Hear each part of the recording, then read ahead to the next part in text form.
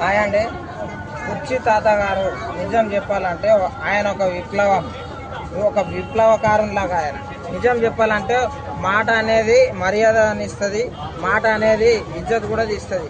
కానీ ఆయన మాట అనేది ప్రతి ఒక్కరికి ఒక బాట లాంటిది, ప్రతి ఒక్కరికి ఒక మోటివేషన్ లాంటిది.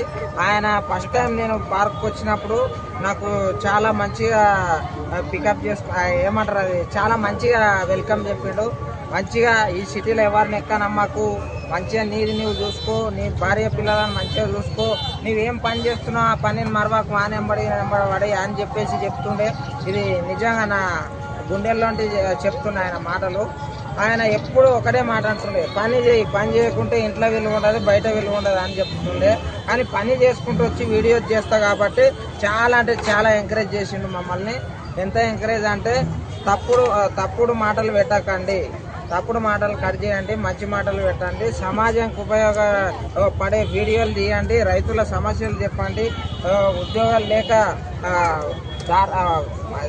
బయట తిరుగుతున్న నిరుద్యోగుల గురించి చెప్పండి, ఇంకా ఏదైనా సరే సమస్యల గురించి చెప్పండి. కానీ అవి ఇవి అని చెప్పేసి ఐటమ్ బొమ్మలు, ఐటమ్ పిల్లలు దానిల గురించి కాదు. మంచిగా చేసుకొని మంచిగా తినండి అని చెప్తున్నా. నాకు చాలా అంటే చాలా ఇన్స్పిరేషన్ తాతగారు. మీరు ఎక్కడున్నా మీ ఆత్మ శాంతించాలి, మీరు మళ్ళీ పుట్టాలి అని చెప్పేసి నేను కోరుకుంటూ, జై కుర్చీ తాత, జై హింద్.